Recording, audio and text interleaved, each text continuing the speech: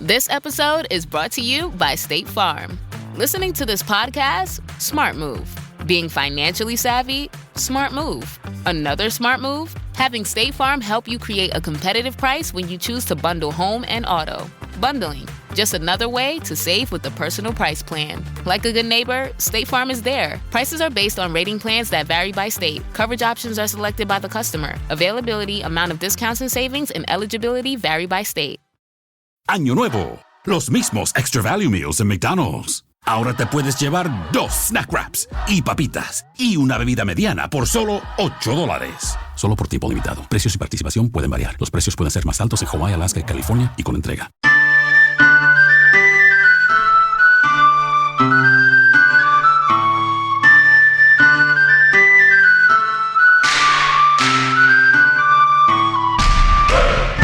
All you heroes, hawks, crows, rooks, and inquisitors. Welcome to the Dragon Age Lorecast, where we unpack, discuss, and theorize about all the lore behind the Dragon Age series. We are so excited to bring you this podcast.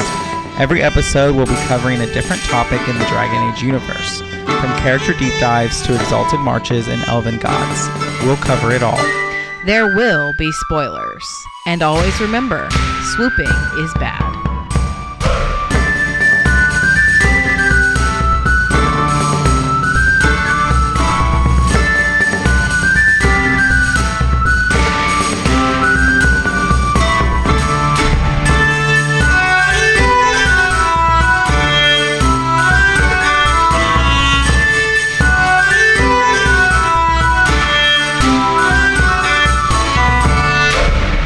Welcome to the Dragon Age Lorecast, where we talk about Dragon Age and its lore.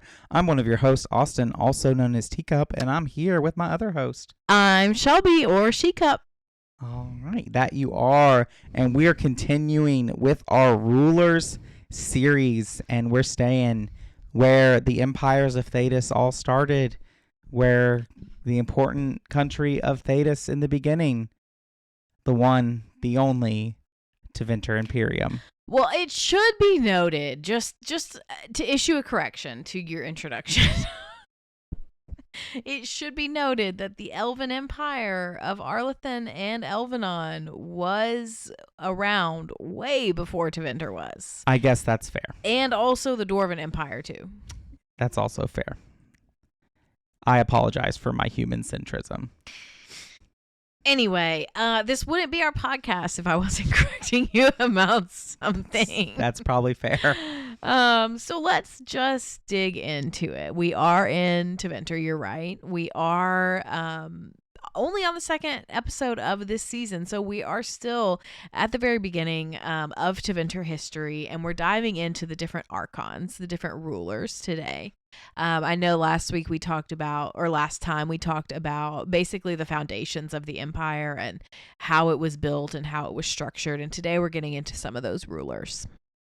So just to kick us off with some fun facts, we're starting in Minrathous. And so the embassy in Minrathous, which was said to be constructed by Durenius himself as a guest home for the king of Kal Sharok, is actually still in use and is considered one of the wonders of the Thedosian world. That's really interesting. Just continuing with this dwarven theme, King Indran Stonehammer gifted his friend Archon Durenius a pair of rings. These rings were named Dawn and Dusk, and as they were given as a symbol of their pact of friendship and free trade. One ring shone like the evening star, and one was as luminous as the dawn. It's said that as long as the rings were united, Durenius needed to fear nothing, as they acted as a mighty sword and shield. He wore them for over 20 years, never taking them off. When he died, they had to be cut from his fingers, and magisters who were squabbling over the throne stole the rings, separated, and promptly lost them. You can find these rings in Dragon Age Origins. One is the property of a sloth demon, and the other has come into the property of city elf Shiani. Interesting. We don't know how they got there, but I think it's very fascinating. Right. I mean, sloth demon, it's a demon. Yeah. The demon's fine. Shiani is another story. My hypothesis is that she got it from those elven slavers that are in the alienage. That's what I was going to think too, is that the Tevinter slavers, she just stole them from there. But I wonder if you like dug deep in it, does she have them in your inventory during the city elf origin? Yeah, I don't know. Yeah. That would be some research to do. Definitely would be. That's very interesting. But I think let's get into the rulers. All right. So we are going to start today with Thalsian. And he is often referred to as the first Archon, but he never ruled a united Tevinter. As we talked about last week, I think we mentioned him at least, he was the first priest of Dumat, and he was the king of Neromenian around minus 1595 ancient. He is also said to have been the first dreamer and the first blood mage. He also popularized the worship of the old gods and created the ruling class of mages in Tevinter. Homeboy was booked and busy. What do you think the odds of him being an elf are? Extremely low. I really, really and truly do not see a world in which Tevinter ever would have accepted an elf as a leader in any way. Their whole entire society is built on the denigration of elves and subjugation of elves. What about elven heritage? Maybe a half elf, but I think he would have had to conceal it. I do too. I just think that I'm curious about what the establishment of this worship of old gods is, and because there's got to be people who live past where Solus, creates the veil and the elven people diminish and all of those things, who remember that and are bitter about that. And so this worship from the old gods comes from the descendants of those families who told these stories in there and then passed this down. So he might have had maybe not half elf, but there was an elven in his ancestry, and these stories of these gods were passed down. Well, when Tevinter rises up, it's not popular for them to be elven, so the family changes them to the gods of old, which makes sense because they were the old gods of old Elvenon. That I think is completely possible, but I would think he doesn't know that it's really he doesn't know about the elven connection if there ever was one. That's probably fair. I was just curious. I'm really trying to make DAV relevant. Is that your New Year's resolution? Maybe, or whatever. I feel like there's going to be a Mean Girls moment of stop trying to make fetch happen. Stop trying to make the Bellegarde happen. Yeah. Yeah, I will say one thing, and that is what I always say. It had good bones. It does have a good bone. That is all I will say, because everything else will get me in trouble. So, moving on back to Thalsian. So, he also claimed to have personally communicated with Dumat via visions, which is allegedly where he learned blood magic. And so basically his blood magic and his basically was able to dominate everyone around him is what allowed him to take the title of king. He also established temples to Dumat, spread the worship of the old gods throughout the region, and then he also took on many students who further spread the religion and would go on to found many of the current noble houses of Tevinter. Interesting. It just really is really, really interesting. And I think that the Chantry teaches that it was demons who whispered in the minds of men to teach them blood magic, right? Mm-hmm. But here probably Tevinter says, oh, blood magic was taught by the old gods. Yeah. I don't know. I'd have to reread it again, but it's all kind of the same, right? Like the old gods are powering. Yeah. But I do think it's interesting and significant because Thalsian is actually mentioned in the Chant of Light, specifically the Canticle of Threnodies. He's one of the oracles who seeks counsel from the Maker, and was then told by the Maker, like, hey, you're not going to be successful at this, and promptly turned full force 180 to a demon of the Fade for advice instead, who gave him what he wanted. Interesting. I really am interested in, like, I wish we could get Solas's thoughts on the Maker and what he would say about, like, he doesn't really comment on the Chantry very much. Yeah, that's fair. He doesn't. Correction. He does not comment on the Andrastian religion very much. He has a lot to say about the Chantry's practices, but I don't think he really comments on, like, Andraste and the belief in the Maker a lot. Right, and I also think that's intentional because I think they wanted to keep it a little bit more open-ended of, like, hey, Solas says this, but we don't know, and yeah. So I think there's a lot that goes into that. But going back to the Archon, Thalsian is referred to as the first Archon, even though he lived several centuries before the founding of the Imperium. And that's because the real first Archon, Archon Durinius, basically made him the first Archon out of respect nearly 4,000 years after Thalsian's death. Very similar to how St. Peter is considered the first pope. Right. Peter never held the office of the papacy because it didn't exist. Yeah. But a pope said, hey, you know what? Peter was the first one that really, like, claimed this authority. Yeah.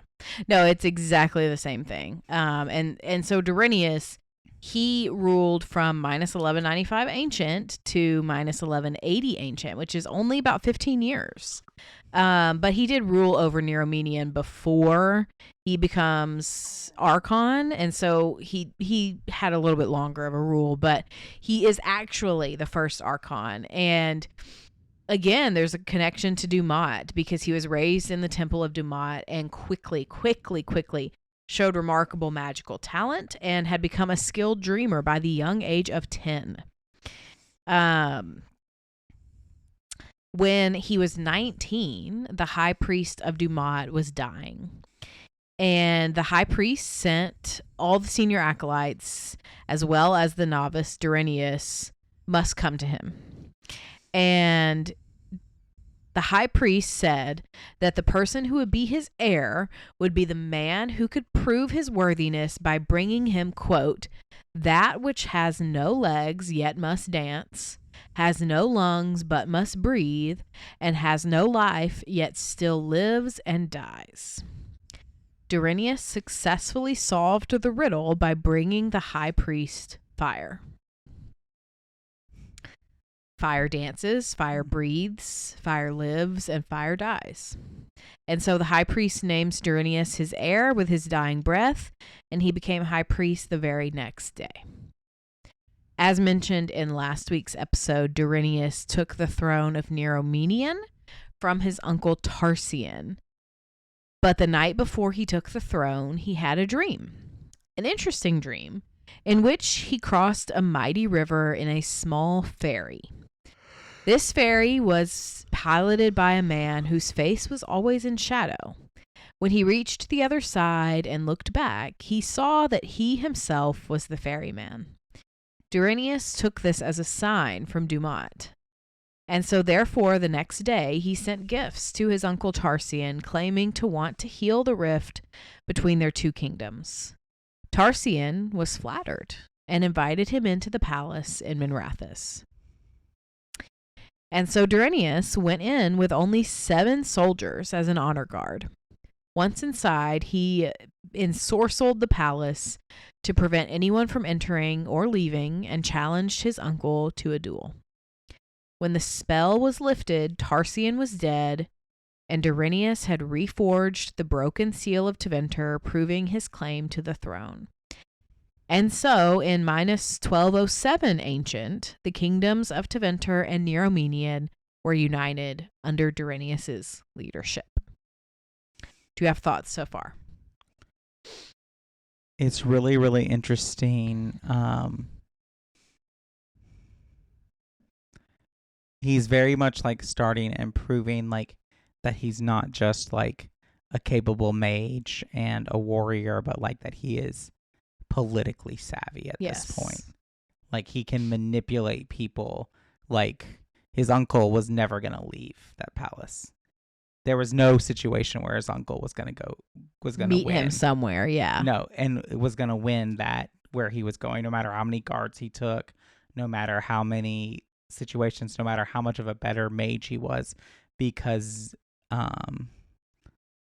Durranius had rigged the game. Yeah, exactly. And I think Durranius is one of those few leaders, and I think this is true for history and for Dragon Age, where it's very rare that a specific leader has every box ticked, right? Like they're politically savvy, they're a great militaristic leader, they know history, they're educated, they're religious, like every box that they could possibly check, he has checked. The only other person that I can really think of that does that in Dragon Age is King Calenhad. And actually, I'll add Emperor Drake in the first. All found countries. You know, it takes a very special kind of person to do that. Right. And like, even if we take this like Andraste, while I think was probably a great warrior and obviously had like the religion and charismatic thing going for her, she was not politically savvy. I mean, that's her it's her downfall. I wouldn't say she's not politically savvy. I do think she's politically savvy because it's her idea to ally with these freed elves. She's the one that makes the relationship with Shartan. I think it's that she's not militaristic and that she relied on Mafarath to be her militaristic arm, and he's the one that betrayed her. It's a very fine line of like, yeah, you can be a good ruler and not be good at everything if you have trusted advisors, right? But when you are a person who is good at literally everything, you don't have to rely on your advisors, and so there's less chance for you to be betrayed. That's very, very true. So back to Durranius. He was also involved with the Dwarven Empire. As we mentioned at the top of the episode in the fun facts, you know, he has this relationship with the dwarves. And so he really and truly, in his heart of hearts, wanted to take the territories of the dwarves. Like, he wanted to claim that for himself.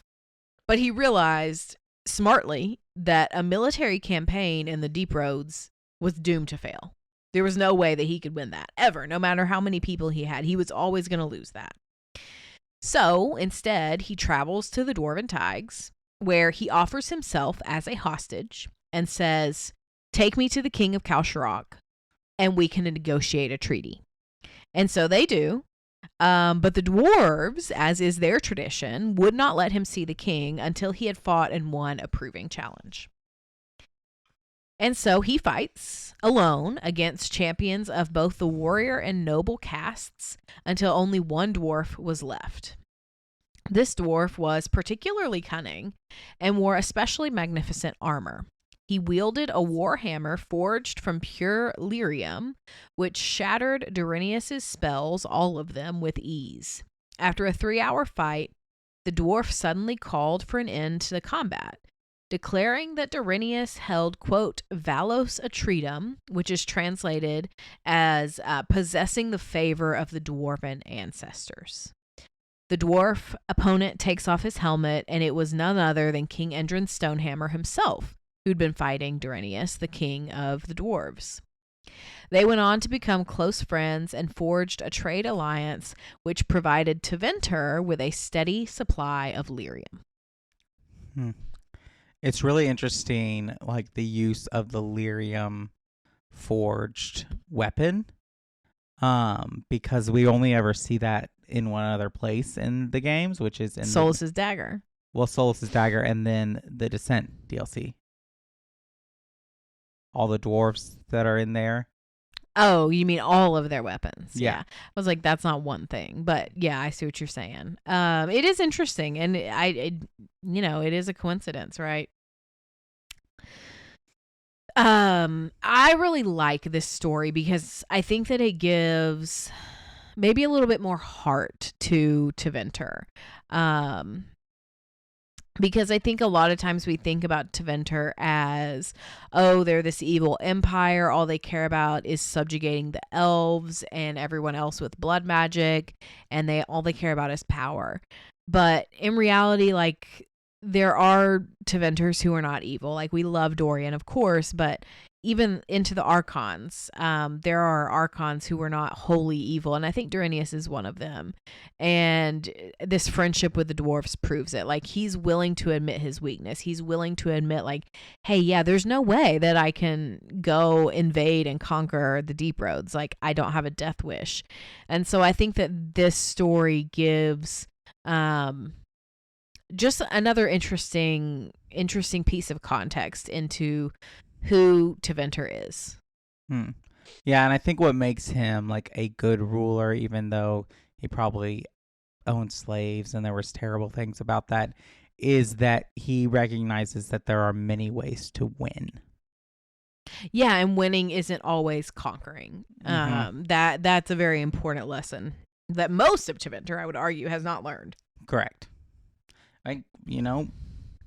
We haven't learned. Or Lay too. Like, and just in general, like, fair. Yeah. So, let's move forward to 1195 Ancient. Queen Rathana of Corinus proposed marriage to Durinius, who accepted. We told a little bit more in detail about this last time, but basically their marriage united Tevinter, Neuromenian, and Corinus, where Berendir had already disappeared by this point. And so this marks the official formation of the Tevinter Empire, the Tevinter Imperium. And so Durinius, declares himself Archon. He established the magisterium from the priesthood of the old gods, and so he names Thalsian, the high priest of Dumat, an honorary Archon. And so basically what happens is, like, the court of the magisters, the magisterium, becomes the royal court, and quote-unquote magister becomes the only title of nobility that is recognized in Tevinter at all.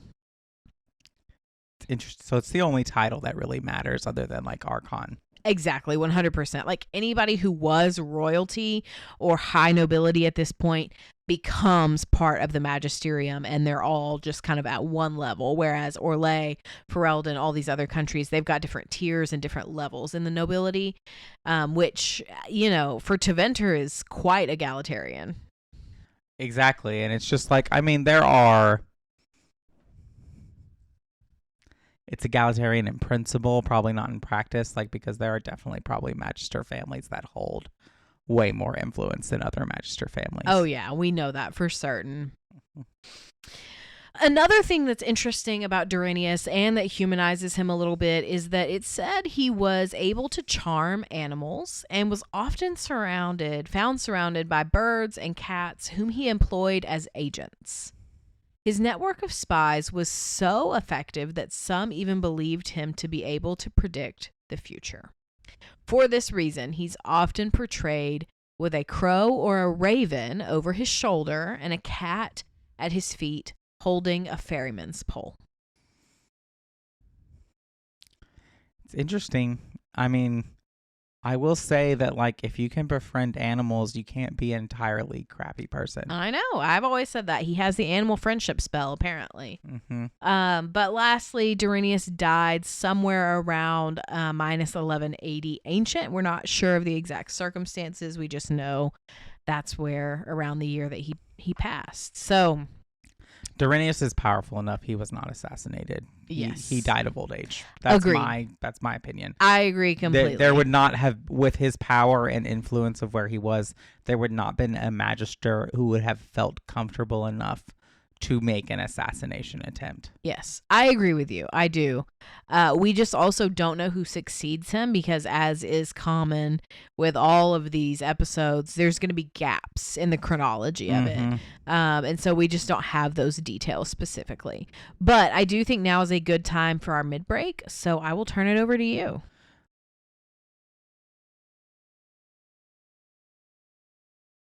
I've got this nefarious plan to go around to each of them and secretly tell them all the nasty things you said.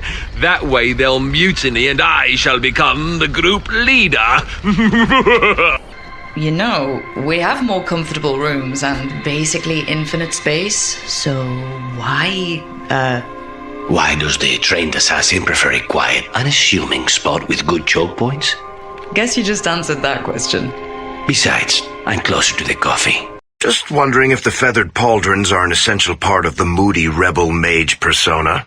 What are you talking about? I'm working on an epic poem about a hopelessly romantic apostate, waging an epic struggle against forces he can't possibly defeat. What do you mean, can't possibly defeat? Well, it's not a good story unless the hero dies. All right. Thank you so much for making it to the middle of our show where we talk about things going on with the podcast. And so first we thank our patrons. Thank you to all of our patrons. Special thank you to our first patrons, Genesis and Lisa M. If you want to join us on Patreon, you can do so at patreon.com/DALorecast. You can support us. Now is the time to sign up and get merch. And so if you sign up at our first Enchanter tier or higher, you will get a shirt in the first quarter and then 3 stickers. If you sign up at our Antivan Crow tier, you'll get 4 stickers throughout the year. And that's really exciting. So get in now to sign up for our Patreon for that. The second announcement that I have is that our 200th episode shout out is coming up. I believe that this is episode that you're listening to is 199. So next week's patron chat will technically be the 200th episode, but we'll probably consider the lore episode after that the 200th episode. Correct. Yes. So you've got some time. We are asking you all to email us or comment on our socials or come into our Discord a favorite moment from the podcast. And on our 200th episode, we're going to shout out those and have some remembrance of the 200 episodes over 5 years of this podcast that we've been doing.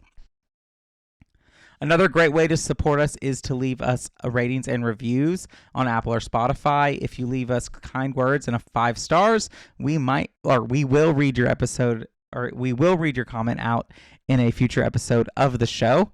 And so I have a comment today from our Tevinter history episode. This comes from Haynes B. And happy 2026, guys. Found the podcast way too late. So good to find people that loves these games and this lore as much as I do. The pod is entertaining and you guys have a love for the lore and each other that puts a smile on my face while I'm driving thousands of kilometers a month. Keep up the good work. Well, we're glad that we can keep you entertained on some very, very long drives it seems like you're taking. I hope you very much enjoy the pod, and thank you so much for that comment. And then lastly, come hang out with us on Discord, Cubs Podcasting and More Discord. It's the best place on the internet. Come hang out, talk about these shows or other games that you're playing, and all kinds of fun stuff with that. And Shelby, that's all I have for the middle of the show, so we can go back into some Tevinter rulers. All right, let's do it. Does it ever feel like you're a marketing professional just speaking into the void? But with LinkedIn ads, you can know you're reaching the right decision makers, a network of 130 million of them, in fact. You can even target buyers by job title, industry, company, seniority, skills, and did I say job title? See how you can avoid the void and reach the right buyers with LinkedIn ads. Spend $250 on your first campaign and get a free $250 credit for the next one. Get started at linkedin.com/campaign. Terms and conditions apply. They always tell you there's a catch, a compromise, an asterisk. Terms apply. See store for details. May be less than advertised. May vary by mood. Probably. Sprite Zero Sugar? It's different. It's the lemon lime flavored refreshment you want with zero sugar. So, no fast voice? No caveats. Just refreshment. This is Sprite Zero Sugar. Obey your thirst. Well, the holidays have come and gone once again, but if you've forgotten to get that special someone in your life a gift, well, Mint Mobile is extending their holiday offer of half off unlimited wireless. So here's the idea. You get it now, you call it an early present for next year. What do you have to lose? Give it a try at mintmobile.com/switch. Limited time 50% off regular price for new customers. Upfront payment required. $45 for 3 months, $90 for 6 months, or $180 for 12-month plan. Taxes and fees extra. Speeds may slow after 50 gigabytes per month when network is busy. See terms. My people have heard legends of the Grey Warden's strength and skill.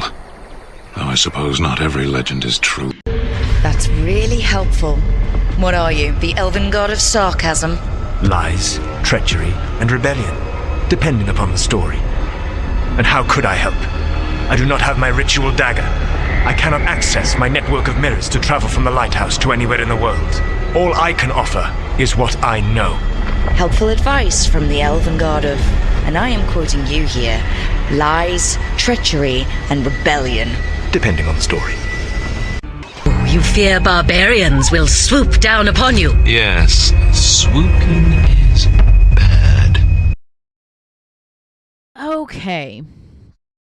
So, moving on, like I said before the mid-break, we don't know who succeeds Duranius. And so we're going to skip forward to right around the turn of the millennium from around minus 1,000 ancient. And so I know we've talked about Thalsian. Hold on to your butts because this gets so confusing. I had to do a double take when I realized this. The next Archon we're talking about is Thalsian, which is almost the same exact name as Thalsian. We're just throwing an extra A in there. Why are fantasy writers like this? This is Ethelfled, Ethelred all over again. Yeah, but worse. Way worse. Unfortunately, and perhaps fortunately, we know precious little about Thalsian. We're not even sure of the dates of his reign. What we do know is that he was given the title of Destroyer, as he was the Archon who declared war against Arlethan around minus 988 ancient. He was still ruling when the Blood Mages finally destroyed the city in minus 975 ancient. And that's about all we know. This is interesting to me because I just want to talk about the time frame here with this rulers. Because Tevinter kind of established itself as these worshippers of the old gods. Solus seals the old gods away. Arlethan is diminishing. And then this empire that's worshiping these old gods attacks Arlethan to conquer it. And I can't help but wonder if it is not the Evanuris being whispering to them, go and take them out. Yeah, no, I absolutely think it is. I think we have so much lore basically saying hey, the Evanuris hate their people. They don't care about the elves. They're shitty rulers. So why would they care? I think they want to see, after Solus locks them away, they want retribution. And even though Solus isn't necessarily there anymore, I don't think they care about that. Yeah, I don't think they care. I don't think they're so obsessed with their own power and using the blight for their own gain that they have no sense of preservation or care for what kind of world they rule over. Yeah. Elgranon would be satisfied ruling over an empty space that's just blight-ridden darkspawn. I don't think that's true. I don't think that's true. I think Elgranon wants to control, and I don't think you can control darkspawn. So I don't think he would be satisfied with that. I think Gillenane would be satisfied with that because then she could just fuck with them and make them all scarier and even worse. True. But generally, I hear what you're saying. Mm-hmm. So let's get back into my next Archon, who is the last Archon for today. We're going to have several more of these episodes, but this will be the last one for today. And this is Almadrius. And so he was the Archon of the Imperium from minus 760 ancient to minus 692 ancient. So almost 50 years. That's a long time. And he starts off real strong because Archon Almadrius immediately, and possibly even as his very first act as Archon, decides to start building himself a new palace. He starts building the Summer Palace near the Eyes of Nosen. And the lore is a bit ambiguous, but it's implied, at least to me, that the palace was built in only 1 year. And it was very quickly seen as one of the wonders of the ancient world due to its beauty and its grandeur. So this is what Almadrius is about, okay? However, the spectacle of this palace also put a huge target on his back. Almadrius's jealous rivals hatched many plans to burn his whole entire palace to the ground. In response, he stationed 100 centurions on permanent duty, all sworn only to Almadrius, not to Tevinter, not to the crown. And so their oaths were naturally sealed with blood magic. We'll get into this a little bit later. The end of his reign caused quite a tizzy in Tevinter that would last for nearly 20 years, but I want to dive into these centurions for a little bit because the centurions that he had hired to protect his palace one day vanished into thin air. Not only that, but the palace vanished too. The Codex makes an argument. It says this, quote, "Some say the centurions, faithful to their oaths, carried the palace away brick by brick and rebuilt it in a distant land where it would be safe, waiting only for an Archon to lay claim to it." End quote. It's really interesting. I love the story and mythology of I really like self-fulfilling prophecies of the story of it's not really his rivals that undo the palace. It's him. It's him. Yeah. Good storytelling. Before we dive into the end of Almadrius's reign, I do want to take time to talk about his apprentices. So he takes on a lot of apprentices, but one of them, a young mage named Tedarion, as his apprentice. This caused great outrage in the magisterium for one reason and one reason only. And that is because Tedarion was not of the Altus class. And not only that, he wasn't even really from Tevinter. He was from the Planocene, a farming tribe from the areas of Navarra and the Free Marches. As you can imagine, this was beyond controversial. This was a death wish. Especially in this time, because magisters at this point still believed that the ability to use magic was a gift of the old gods rather than an accident of birth. So, therefore, it was thought that mages could not be elven, mages could not be foreigners, mages could not be slaves. And so not only is this controversial politically, it's also a threat to their theology. So this controversy explodes, and there were many assassination attempts on both Almadrius and Tedarion.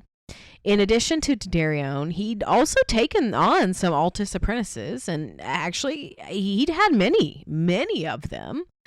And unfortunately, while Almadrius may have survived his assassination attempts, the apprentices did not. Every single one of the Altus apprentices perished. So, when Almadrius did finally succumb to assassination, Tedarion was the only apprentice left standing. And that meant he was the only heir to the Archon's seat. The potential accession of a lowborn mage caused a civil war that lasted for over 70 years. It finally ended when Archon Parthenius admitted latent mages to the temples and gave them 3 seats in the magisterium. It's really interesting to me because, it's rare that a culture holds on to a theological belief that can be so definitively disproven. Yeah. I mean, I think you have to wonder at this point, right? Like, how many people are we talking about? Like, we're not talking about millions of people. Like, this is still probably a small nation. Fair points in that. But I just was thinking of, like, magic is uncommon, but it's not that uncommon that, like, no one would have ever seen an elven mage before. True. I mean, they did destroy Arlethan. That's true. That's a fair point. I just find it interesting that, like, it's just so very easily disproven. Yeah. And, like, I know we can talk about religions who uphold some silly beliefs or whatever, but, like, even, like, some of the ones that I think are way out there could not be definitively disproven as this one could. Yeah, I hear what you're saying, but I do think there's a tendency when you have such a deeply held belief, there's a tendency to just put your head in the sand and ignore any evidence and say, oh, well, that's not true. Like, I mean, think about in our world, when dinosaur bones started being found, like, people would say, like, oh, those are a hoax. They're not real. Right. Where you're literally looking at a bone, like, that somebody dug out of the ground. I guess I am discounting the effect of big lie propaganda. True, exactly. Can't get into that either. I'll get in trouble again. The last couple things I want to talk about with Almadrius is a couple more notable things about his reign. And number one, it's under his rule that the Imperial Highway finally gets finished across the mountains to Ostagar. And also is the first kind of breakaway from the Tevinter Imperium with the Anderfels. They split away and form their own nation. Interesting. Big deals. This is a huge moment, and we haven't really paused to talk about this, but the admitting the Latian mages into the magisterium is a big deal because, like, nothing changes, like, a society and the structures of its preconceived notions more than giving people voice and seats at the table. Yeah, you're absolutely right. Because then those people build relationships and create partnerships with the other magisters, and that's affects change. And, like, you can talk about, like, yeah, those first mages who sat in those seats probably had a really hard time making friends, but their successors and the people who succeed them probably had an easier time, because rarely do children want to continue the grudges of their parents. Yes. Well, and if they do, it's because it's so heinous. It's become their own grudge, right? Right. I think that's fair. I also think something that's notable, though, kind of opposite to what you're saying, is, like, yeah, the Latins admitting them did change Tevinter, but also look at Tevinter now. Has it really changed that much? No, I mean, it's still, like, this elitist kind of thing, and, like, I can see them using this almost as a moment of, like, oh, well, we've done our part. Like, you've got a seat at the table. You don't need to ask for more. We don't need to consider other forms of oppression. Like, we don't need to consider how you're still second-class citizens because we've given you this. Yeah. You have enough. You got the right to vote. What else could you want? That's a great point. Great point. Okay, so do you have any thoughts about any of the Archons we've covered today before we get into our side character? I think I've said all of that I have during the episode, so I think we can move on. All right, so today's side character is another Magister, this time from the Blessed Age, which is the 800s, if you are unfamiliar. So we know of her due to a few codex entries, namely a Magister's needs and a missing slave from both codex entries from Inquisition. So Magister Delphine was a woman, a magister, who entered into a secret love affair with a fellow magister in 865. This magister was named Quirinius. They hid their relationship primarily to avoid interference from his family and their rivals. Upon the advice of Delphine's sister Alia, she spent a lot of money to spread the rumor that Delphine and Quirinius were actually bitter enemies. from the Codex, it says, "Dearest sister, it's been an age since I've written, but I simply had to thank you. Just a few gossips bought with gold, and everyone in Monrathis thought Quirinius and I were the most dreadful rivals. It let us indulge our little love affair without his wretched family interfering, if only for a little while. However, she quickly found out that Quirinius was cheating on her with a Saporati, a non-mage, low-class citizen of the Empire. She was furious, but before you feel bad for her, in revenge, during an argument where she confronted Quirinius, Delphine threw boiling water at his face." Another quote from the Codex. "Quirinius himself sadly turned out to be less ideal. I caught him carrying on behind my back with a Saporati of all things. Can you imagine? There was nothing for it. During the quarrel, I threw boiling water at his face. Let his Saporati kiss the scars better. He's cowering in his mansion now, pretending he was hurt in a duel. No doubt he'll want revenge." But before Quirinius could respond to the insult, Delphine went on to lead a ritual that would give her increased power to fight Quirinius. As you can imagine, yes, this was a blood magic ritual, and yes, she sacrificed her slave to accomplish it. That slave was named Leonora, and she worked in the kitchens. The Codex further says, "The ritual cost me the mansion's kitchen slave. Lena, I think she was called.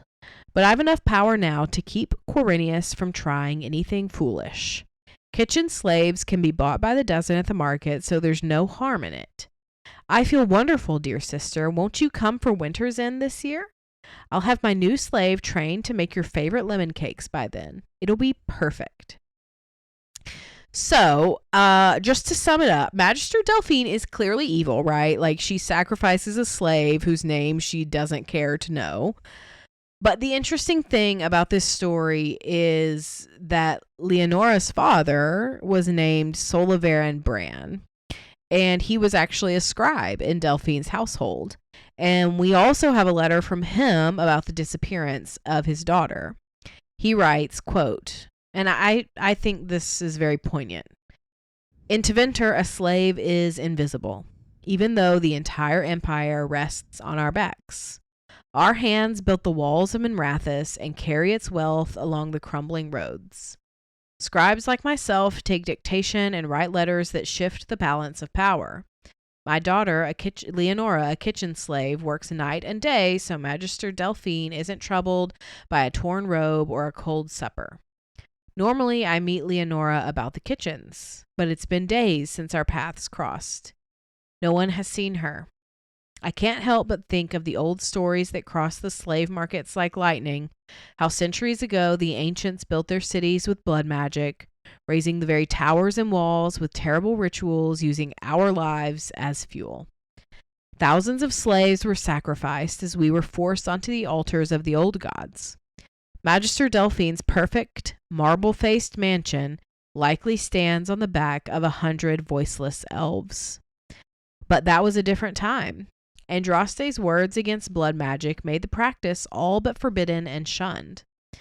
Though we may be punished, few slaves are dragged to the altar or milked of blood without at least some reprimand.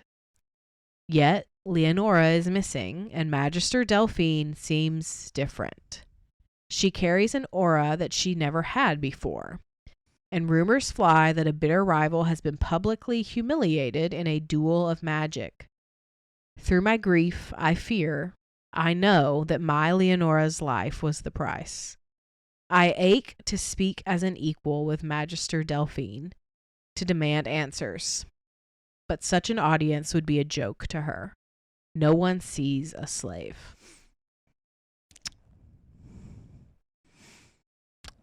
It's very sad. It is sad, and I just wanted to highlight both of those codex entries because the comparison of like her frivolous, vain, shallow letter with this like deep letter of grief and sadness and like righteous indignation is a very stark contrast. And I think that tells the story of Tevinter. Mm-hmm. And like that, like the Magisters are so blind to everything that goes on around them. And I think like so blind to the point of delusion, I'm reminded of Absolution, of how like the mage in that, the Magister, like remembers the main character as like, oh, we were friends, we were like siblings. Yeah. When in reality, she was a slave. Yeah. No, exactly. Punished for playing with him. Mm-hmm. Yeah, absolutely. So, back to this slave man, Soul of Aaron, he's clearly upset, and rightfully so. But the last thing I want to leave us with that's interesting is that this letter is actually found in Inquisition in the Western approach within Coracavas.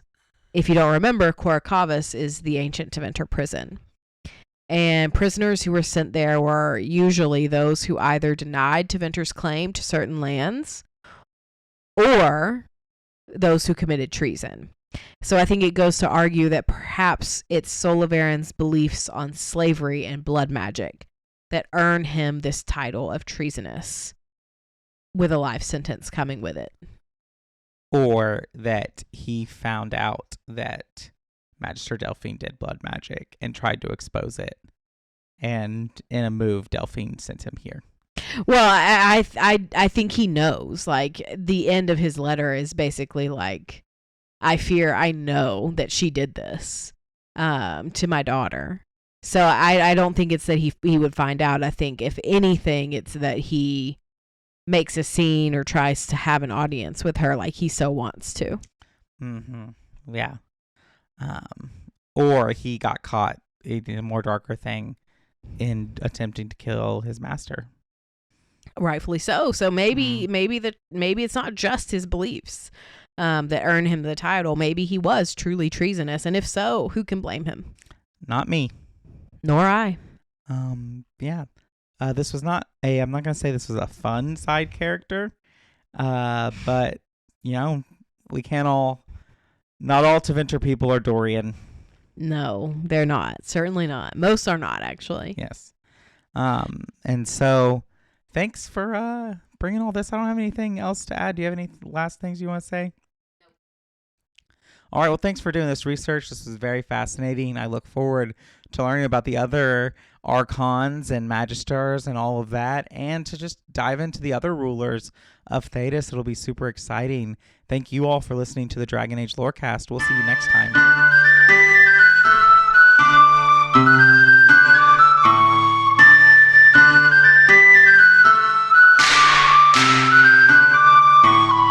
Thanks for listening to the Dragon Age Lorecast. If you have any lore questions, topics to cover, or side character suggestions, join the Cups Podcasting and More Discord server.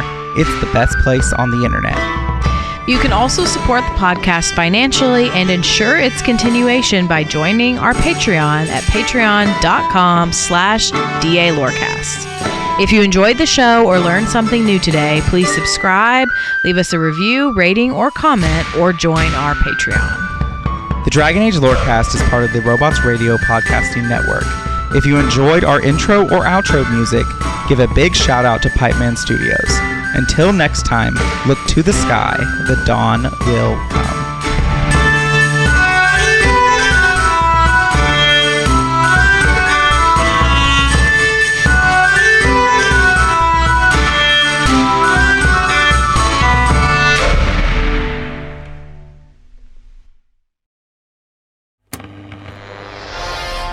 When a wasteland detective and a vault girl cross paths, no criminal is safe.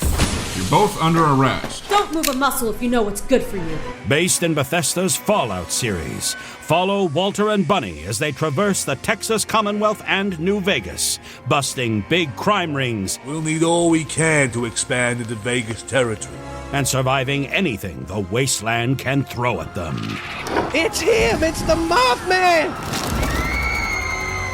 featuring a series of nail-biting narratives and guest stars from across the Fallout community.